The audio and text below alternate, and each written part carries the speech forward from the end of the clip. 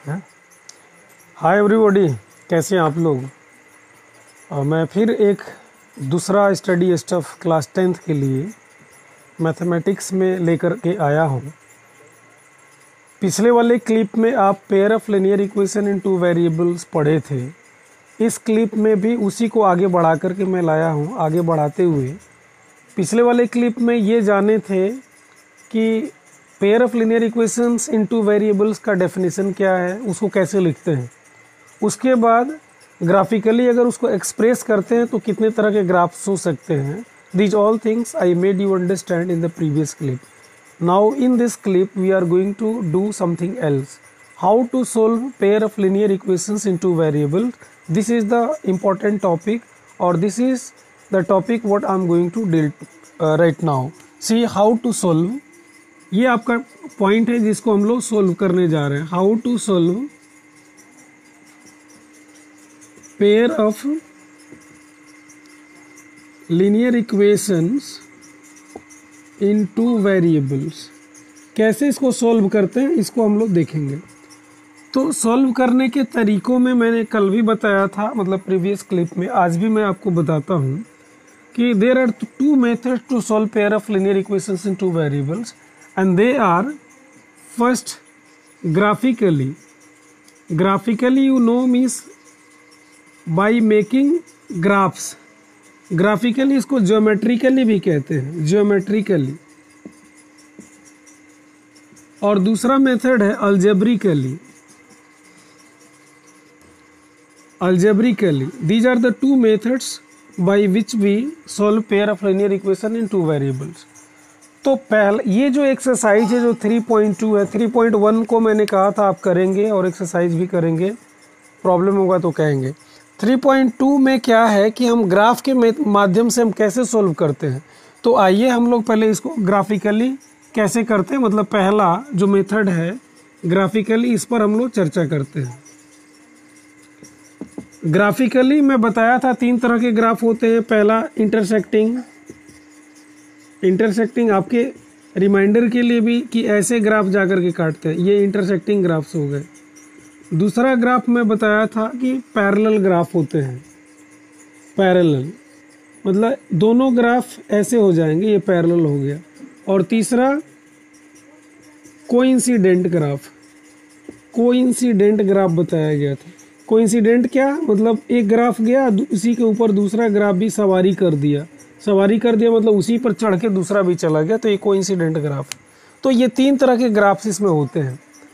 अब किन तरह के क्वेश्चंस का ग्राफ कैसा होगा, ये तो 3 तरह के हो गए, लेकिन किसका क्या होगा इसको हम लोग ज़रा देखते हैं। अब देखिए ज़रा, हम लोग मतलब एग्जाम्पल लेते हैं जो जिसको हम उस फॉर्म मतलब पेयर ऑफ लीनियर इक्वेशंस को जिस फॉर्मेट में लिखते हैं वो ऐसे लिखते हैं हम लोग। a1x plus b1y plus c1 is equal to 0, a2x plus b2y plus c2 is equal to 0। इसमें a1x का कोफिशिएंट है, b1y का कोफिशिएंट, c1 कांस्टेंट है, उसी तरह a2x का, b2y का और c2 कोफिशिएंट है। अब जरा इनके हम लोग रिलेशंस को समझते हैं कि इफ़ कंडीशंस क्या है। तो इसके कंडीशंस ये है कि इफ़, पहला कंडीशन है कि इफ़ a1/a2 मतलब पहले इक्वेशन के x का कोफिशिएंट और दूसरे इक्वेशन के x के कोफिशिएंट का ratio is not equal to b1/b2। अगर ये दोनों इक्वल नहीं होता है तो इनका ग्राफ कैसा होगा, मतलब ग्राफिकली क्या होगा ये, तो इनका ग्राफ इंटरसेक्टिंग हो जाएगा ग्राफ। और सॉल्यूशंस इनके कितने होंगे, अलजेब्रिक इंटरप्रिटेशन भी इसको कहते हैं। अलजेब्रिक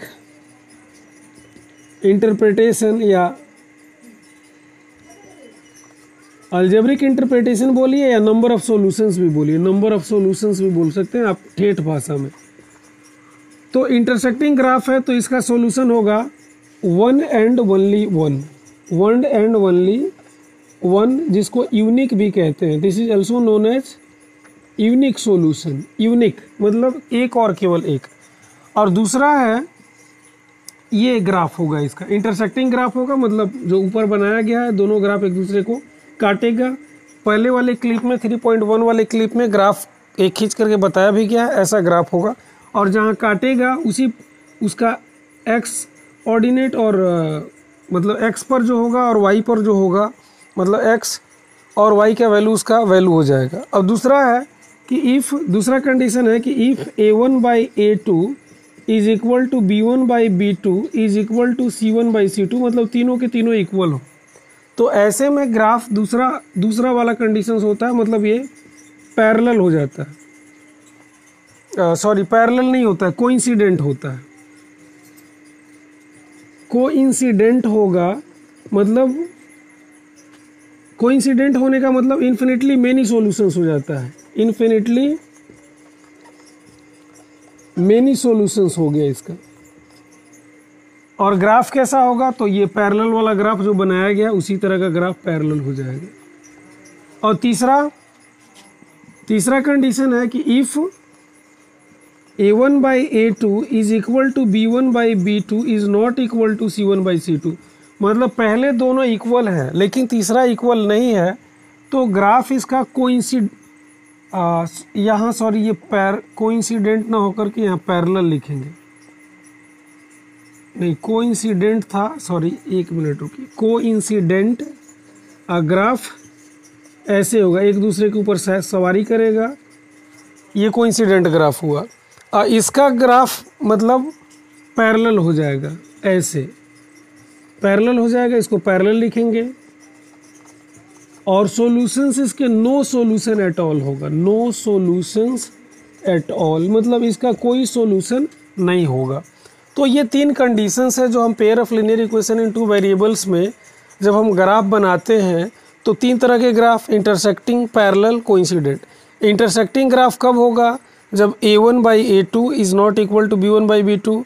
और दूसरा है कि जब तीनों के तीनों इक्वल हो जाए तो उसका ग्राफ क्या होगा, तो कोइंसिडेंट ग्राफ होगा और सॉल्यूशंस इन्फिनिटली मैनी, मतलब अनगिनत हो जाएंगे।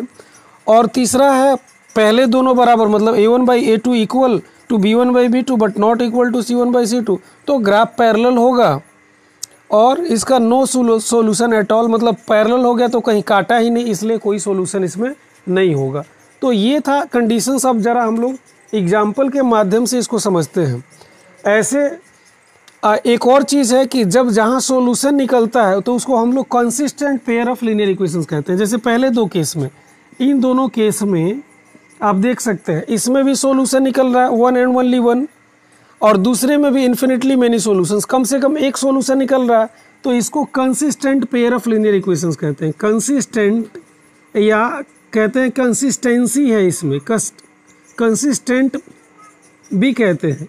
और जहाँ एक भी सॉल्यूशन नहीं निकलता उसको इनकंसिस्टेंट कहते हैं, इनकंसिस्टेंट। इस बात को भी ध्यान रखना है कि कम से कम एक सॉल्यूशन निकले। यहाँ एक सॉल्यूशन है, इसमें इन्फिनिटली मेनी सॉल्यूशंस है, तो मतलब इसमें भी सॉल्यूशन है। जिसमें सॉल्यूशन है वो consistent pair of linear equations है इन टू वेरिएबल्स, और जिसमें सॉल्यूशन नहीं है वो इनकंसिस्टेंट है। ये तो इसके फॉर्मेट्स हो गए और कंडीशंस हो गए। उसके बाद ग्राफ कैसा होगा, अलजेब्रिक इंटरप्रिटेशन कैसा होगा। अब जरा एक एग्जाम्पल्स के थ्रू अब देखते हैं कि चलिए एक एग्जाम्पल लेते हैं pair of linear equations in two variables का और देखते हैं कि उसका ग्राफ कैसा होता है। तो पहला एग्जाम्पल मैं आपको एक छोटा सा एग्जाम्पल देता हूँ और इस आधार पे आप एक्सरसाइज भी बना सकते हैं। एग्जाम्पल में देता हूँ, सपोज कि x + y + 2 is equal to 0 और 2x + 2y + 4 is equal to 0। इसका हम लोग चेक करते हैं कि क्या है। पहले चेक कर लें। हेयर a1 मतलब x का कोफिशिएंट, इक्वेशन 1 का, इसको इक्वेशन 1 ले लीजिए। इक्वेशन 1 का कोफिशिएंट मतलब x का कोफिशिएंट 1 है। उसके बाद a2 क्या है, मतलब इक्वेशन जो 2 है उसमें x का कोफिशिएंट तो 2 है। उसी तरह b1 मतलब इक्वेशन 1 में y का कोफिशिएंट यहाँ 1 है, और यहाँ b1 is equal to 1, b2 is equal to 2। अब यहाँ c1 तो c1 इज इक्वल टू 2 है, और यहाँ c2 इज इक्वल टू 4 है। अब इनका ज़रा हम लोग वो करके देखते हैं। a1/a2 is equal to 1/2, b1/b2 is equal to 1/2, और यहाँ c1/c2 करते हैं तो 2/4 कट जाता है 1/2। तो इस तरह से हेयर हम कह सकते हैं कि here a1/a2 is equal to b1/b2 is equal to c1/c2, मतलब सब के सब बराबर है। तो कंडीशंस में बताया गया था कि when a1/a2 is equal to b1/b2 is equal to c1/c2, अगर तीनों बराबर है तो ग्राफ कैसा होगा, तो ग्राफ कोइंसिडेंट होगा, मतलब इसके इन्फिनिटली मेनी सॉल्यूशंस होंगे। तो इस आधार पे हम लोग कह सकते हैं कि graph will be coincident and will have, इनके सॉल्यूशंस कितने होंगे, will have infinitely many solutions, इसके बहुत सारे सॉल्यूशंस हो जाएंगे।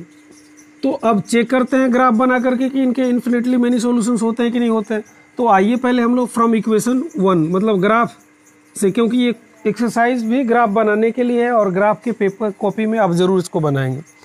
फ्रॉम इक्वेशन 1 इसको हम लोग ग्राफ में करते हैं। 1 से देखते हैं क्या है, x plus y is equal to -2 हो जाएगा। अब x is equal to -2 minus y हो गया, ये क्वेश्चन जो है पहला। अब इसका टेबल बना लीजिए, बहुत ही आसान हो गया। यहाँ x का value x is equal to -2 minus y, and here y का वैल्यू आप डाल दें। y का वैल्यू अगर 1 लेते हैं तो इसका वैल्यू -2 और -1 -3 हो जाएगा। y का वैल्यू 0 लेते हैं तो ये -2 हो जाएगा। छोटे वैल्यूज़ लेते हैं ताकि ग्राफ पे प्लॉट करना आसान हो जाए, बड़ा वैल्यू लेने पे ग्राफ पे प्लॉट करना आसान नहीं होता। This is why take a small value so that you can plot the values easily on the graph. This is why always take a small values जो आसानी से कट भी सके। आगे हम एक दूसरा लेते हैं, ये 1 लिया गया था। अब हम लोग मान लो कि +2 ले लेते हैं या -2 ले लेते हैं। तो -2 लेंगे तो माइनस माइनस प्लस, यहाँ -2 हो जाएगा तो 0 हो गया। तो इस तरह से टेबल 1 हो गया, मतलब इक्वेशन 1 का टेबल हो गया। अब इक्वेशन 2 के लिए यहाँ फ्रॉम इक्वेशन 2 भी लिख सकते हैं, फ्रॉम इक्वेशन 2। इक्वेशन 2 क्या है, तो 2x प्लस 2y, तो +4 है तो इधर -4 कर दीजिए। Now 2x is equal to -4 - 2y। अब x is equal to -4 - 2y/2, इसमें से कॉमन कर लीजिए 2 को, तो -2 y/2 तो कट गया। अब x इज इक्वल टू आ गया -2 - y। अब इसका टेबल यहाँ हम ले लेते हैं। नीचे कवर कर रहा है क्या,